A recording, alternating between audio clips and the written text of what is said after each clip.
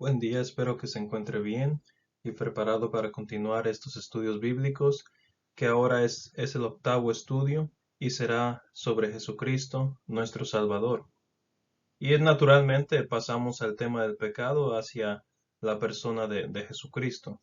Será un bosquejo básico, sencillo, fácil de entender sobre lo que es, quién es Jesucristo, sobre cómo el Antiguo Testamento fue anunciando su venida, su misión y veremos elementos de su crecimiento, de cómo Él es el Hijo de Dios, cómo Él dio su vida por el ser humano para que el ser humano, quien tiene fe en Él, pueda ser salvo y pueda tener sus pecados perdonados y tener una relación íntima con nuestro Dios. Todo esto se verá. No cabe duda que la persona más grande que ha vivido es Jesucristo. Jesús es el Hijo de Dios y la Biblia entera habla de Él. Se puede ver mencionado desde el primer libro de la Biblia y se ve mencionado también hasta el último libro de la Biblia. Si no se habla de él de una manera directa o específica, sí por lo menos se utilizan lo que es nombrado como símbolos o como sombras de él. Toda la Biblia está repleto de alguna referencia mesiánica o cristológica, como a veces se dice. El Antiguo Testamento tiene muchas profecías de su venida. Los primeros cuatro libros del Nuevo Testamento, Mateo, Marcos, Lucas y Juan, hablan de su nacimiento, su ministerio, su muerte y resurrección de entre los muertos. Y el resto de los libros del Nuevo Testamento hablan de él, pero en relación con su iglesia, su muerte por nuestros pecados y su segunda venida para juzgar al mundo, algo que ya hemos hablado en otras lecciones. Hablemos primero de las profecías de Jesucristo. El principal mensaje de la Biblia es que Jesús murió por los pecados de la humanidad. Y algo tan fascinante de esto es que Dios había planeado esto desde el principio. Y la evidencia de esto se ve aún desde el primer libro del Antiguo Testamento, en Génesis 3, versículo 15, en un texto que si se lee rápido quizá no se aprecia, pero si uno ve los detalles y lo aplica hacia el mensaje del Nuevo Testamento, verá perfectamente que lo que Dios dijo aquí se refería a su Hijo unigénito, a Jesucristo. Génesis 3:15 es la primera profecía de la muerte de Jesús por los pecados, y ahí puse algo para que nos ayude en el texto. Dice, y pondré enemistad entre ti. Aquí se refiere a la serpiente o el diablo. Recuerden que el capítulo 3 de Génesis habla sobre esa interacción entre Eva, la serpiente, quien es Satanás, y Adán, y luego cómo ellos estuvieron culpables delante de los ojos de Dios, y al llegar al versículo 15, ya había dado Dios su juicio y sobre cómo los efectos de lo que habían cometido, que era un pecado, iba a haber en ellos. Y aquí menciona incluso al diablo mismo. Y bueno, continúo leyendo. Ahí pondré enemistad entre ti, la serpiente o el diablo, como dijimos, y la mujer, y entre tu simiente y la simiente suya. Y aquí es una referencia a Jesús. Esta te herirá en la cabeza, se refiere a Cristo, y la cabeza aquí a Satanás, y tú, el diablo, le herirás a Jesús en el calcañar. Aquí podemos decir, una referencia desde muy temprano en la Biblia, desde muy temprano en la historia de lo que era el Antiguo Testamento con los judíos, de que se estaba anunciando la muerte de Jesucristo. Aquí el texto dice que Jesucristo sería victorioso sobre el diablo, pero al adquirir esa victoria sería herido Jesucristo, es lo que menciona aquí el último pasaje. Y claro, para nuestro beneficio espiritual, Cristo fue herido y fue asesinado en una cruz. Y a pesar de que no menciona específicamente la crucifixión, el resto, si lo ponemos en conjunto con el resto del narrativo de la Biblia, es claramente una profecía sobre su crucifixión. Jesús es la simiente de la mujer que habla aquí el escritor de Génesis. Él hirió la cabeza de Satanás cuando murió en la cruz como sacrificio por nuestros pecados. Eso fue como hirió la agenda o, o las obras de Satanás, el proveernos el perdón de pecados. Esa es una manera simbólica de cómo logró esto Cristo. Hay cientos de otras profecías sobre Jesús en el Antiguo Testamento, no solamente es este. Este podría considerarse como el primero que habla específicamente sobre su muerte. Y podemos encontrar estas profecías cumplidas en el Nuevo Testamento. Solamente una que es un poco para nuestros propósitos. Isaías 53:10, un claro texto que habla de la muerte de Cristo, pero habla un poco más específico. Dice el texto: con todo eso, Jehová quiso quebrantarlo, sujetándole a padecimiento. Cuando haya puesto su vida en expiación por el pecado, verá linaje, vivirá por largos días, y la voluntad de Jehová será en su mano prosperada.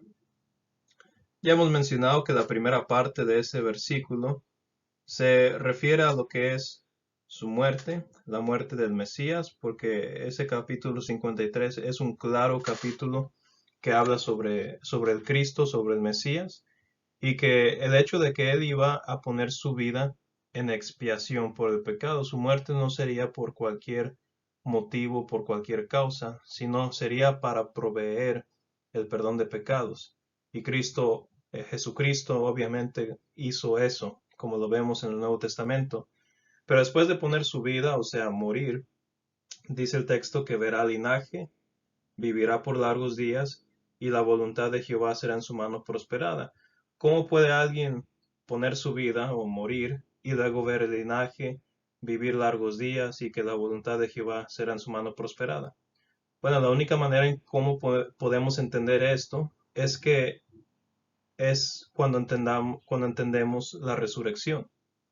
Cristo murió, pero luego resucitó. Y así es como cumple lo que es el versículo 10 del capítulo 53 de Isaías. Puesto su vida en expiación por el pecado, murió, pero la manera en cómo iba a ver linaje, vivir largos días, etcétera, sería por su resurrección. Pero esto lo veremos ahorita, sobre la muerte y la resurrección de Cristo, en cómo es relatado en el Nuevo Testamento. Pero primero hablemos del nacimiento de Jesús. Jesús nació en Belén.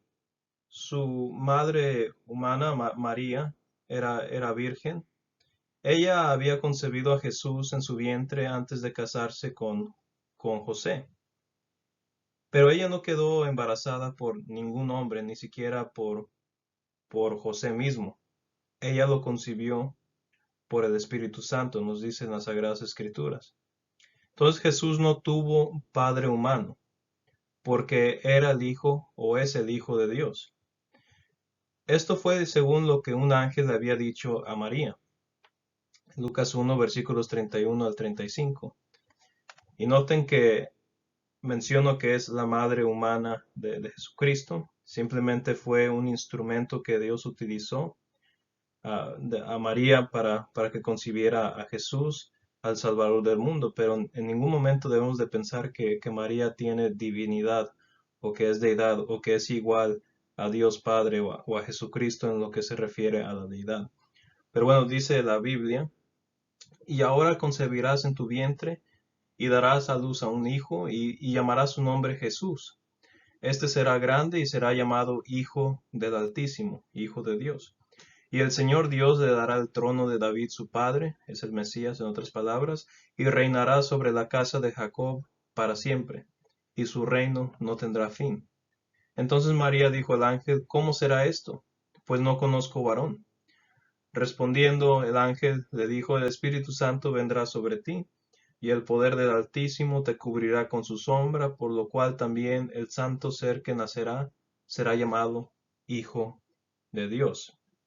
Una vez más, si comparamos el relato del Antiguo Testamento en Isaías, hablando de Isaías otra vez, Isaías está repleto de profecías mesiánicas, En el capítulo 7, versículo 14, nos dice, por tanto el Señor mismo os dará señal.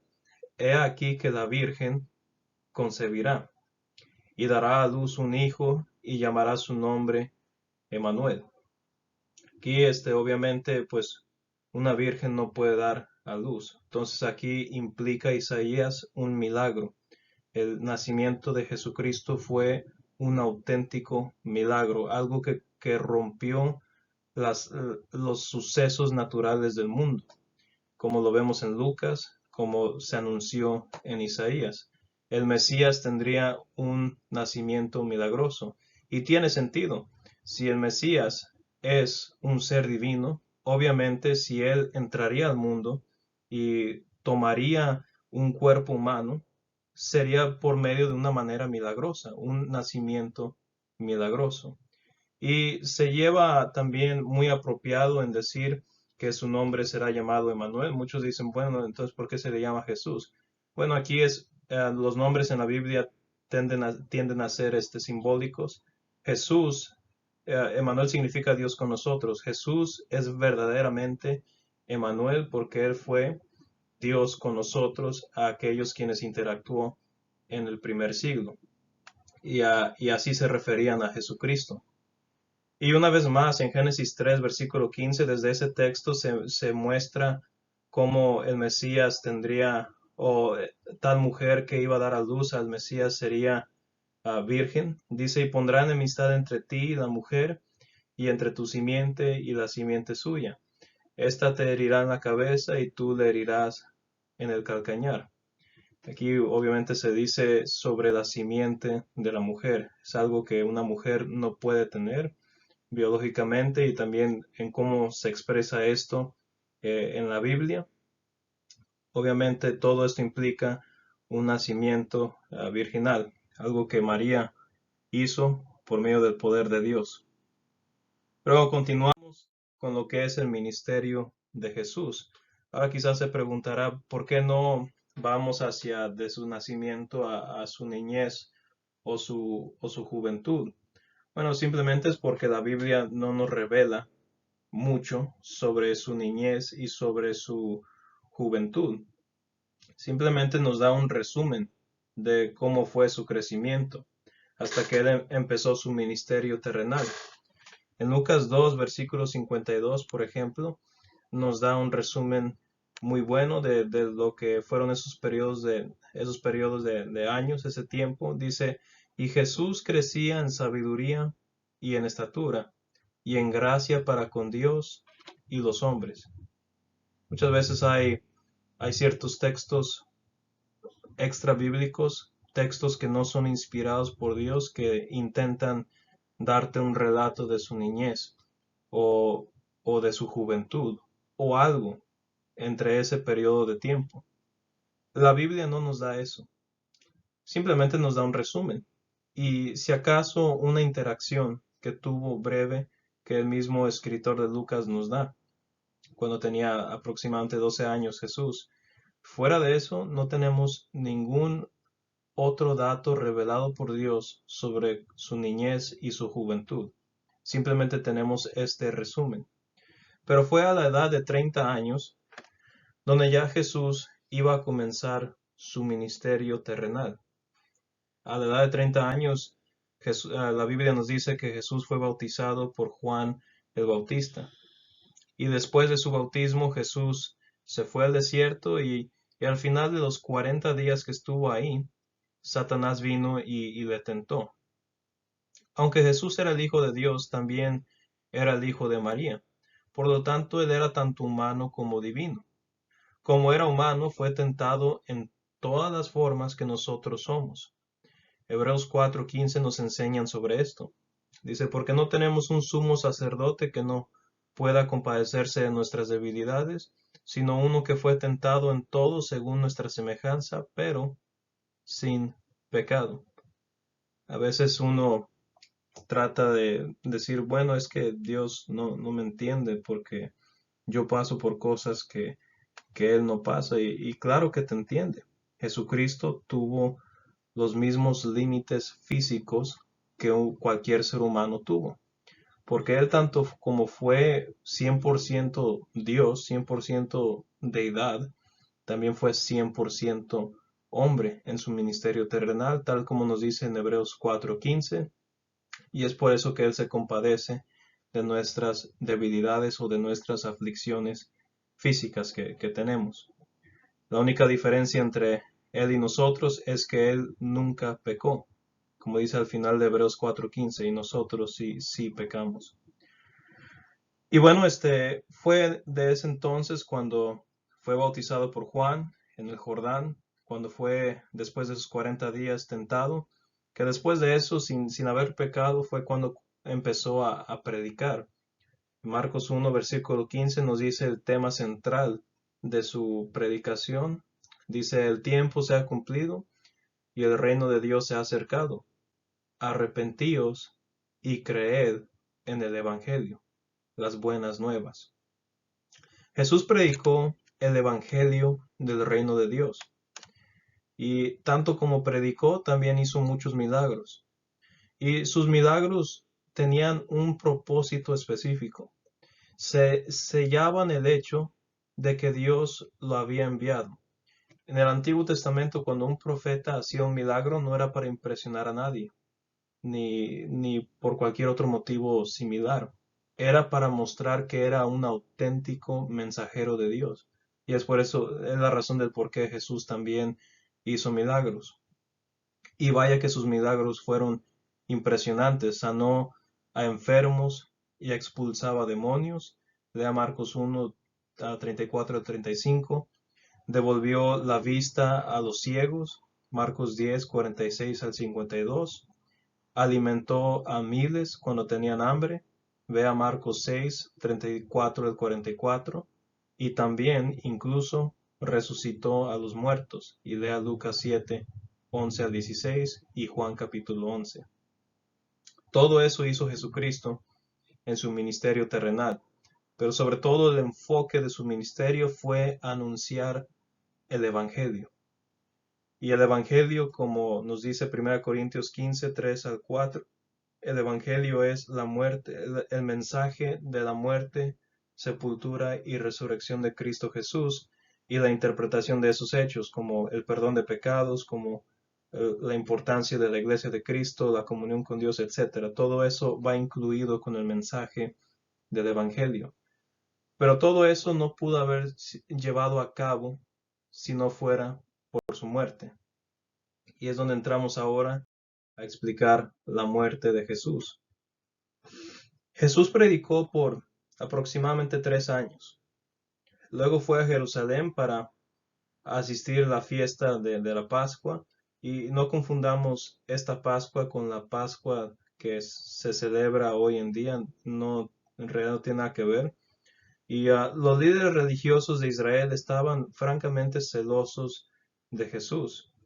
Cualquier persona que te lea, por ejemplo, el libro de Marcos, así rápidamente no se le va a hacer difícil encontrar este celo y este odio que fariseos y escribas y otros grupos como tal que odiaban a Jesucristo. Odiaban su mensaje, odiaban sus obras y odiaban todo lo que Jesucristo representaba. Ellos llegaron hasta el punto en donde ellos deseaban y anhelaban fervientemente matarlo. Jesús sabía que no solamente ellos querían matarlo, sino él sabía que él iba a morir también, pero una muerte específica, muerte de cruz, y que su muerte iba a llevar a cabo el propósito de ser un sacrificio por los pecados de todas las personas en todo siglo. Sabía que llegó un momento en donde sabía en la culminación de su ministerio de 3 años, sabía que había llegado el momento de que él muriera.